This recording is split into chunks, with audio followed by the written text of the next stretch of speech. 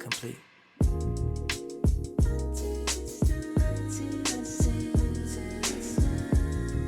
Yeah. Take 3.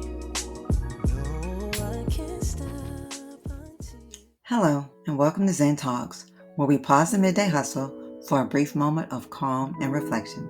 Let's slow down, take a deep breath, and explore the depths of personal growth and well-being. Perfect for a quick reset during your day. We're now in our new time slot, coming at you at noon instead of 10 p.m.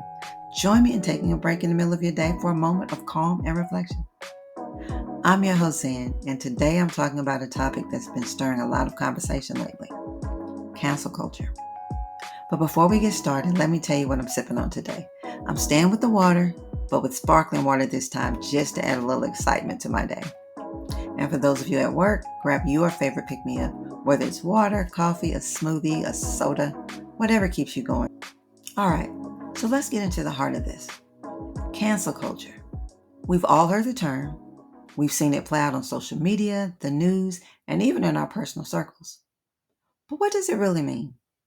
Is it about holding people accountable for their actions, or is it public shaming in the digital age?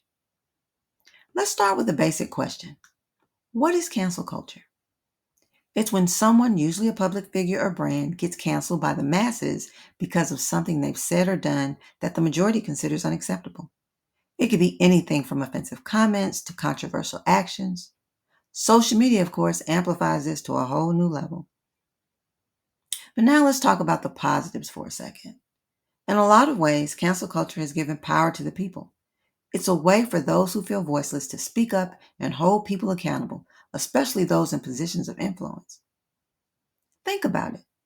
There was a time when celebrities, politicians, or companies could say or do whatever they wanted, and nobody really called them out for it. Now, with social media, people can raise their voices and demand accountability, often forcing real change. But then there's the flip side. When does accountability cross the line into something more toxic? Cancel culture has a way of snowballing. One mistake, sometimes even a comment from years ago, can lead to someone's entire career or reputation being destroyed overnight. Are we giving people the chance to grow and learn, or are we shutting the door on them entirely? Here's where I want us to pause for a moment. Is cancel culture about growth, or is it about punishment? Some people argue that we've become too quick to judge, too quick to cancel someone, even before we've given them a chance to apologize or reflect on their actions. Others say that cancel culture often lacks nuance. There's no room for context, explanation, or learning. It's black and white in a world that's anything but. Think about this. Have you ever said something, looking back, you wish you hadn't? Or maybe you've done something you regret. Imagine if that one moment was the only thing people judged you by for the rest of your life. Does cancel culture leave room for forgiveness, for growth? Or is it about demanding perfection in an imperfect world? Then there's the mental health aspect of cancel culture. Being canceled can have real world consequences. People can lose their job, their friends, and even their sense of identity. The online backlash can be overwhelming. And I'm not saying that people shouldn't be held accountable, but do we also need to consider the toll it takes on someone's mental health before we all rush in? There's also something very public about the way this happens. It's almost like a performance. We see someone being called out, and there's a collective sense of righteousness in being part of the group that's doing the calling out. But are we doing it for justice, or are we doing it for likes and retweets? I'm curious, where do you stand on cancel culture? Do you think it's necessary for accountability, or do you think it's become more about public shaming? Drop a comment or send a message. I'd love to hear your perspective. You see, I don't think there's a simple answer.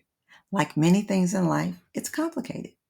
Yes, people should be held responsible for their actions, but we also need to think about the long-term impact and whether we're giving people the opportunity to grow from their mistakes. At the end of the day, we need to find a balance between holding people accountable and allowing room for growth, learning, and forgiveness. So as we wrap up today's discussion, I'll leave you with this. The next time you see someone getting canceled online, ask yourself, Am I adding to a culture of growth and accountability, or am I contributing to something more harmful? It's a question worth reflecting on. Well, thanks for joining me on Zen Talks today. I hope this conversation gave you something to think about. If you enjoyed this episode, don't forget to subscribe, share it with a friend, and of course, follow me on Instagram at I Am Zenja or Facebook at Zenja Bloomfield. Until next time, stay grounded, stay peaceful, and most importantly, stay Zen.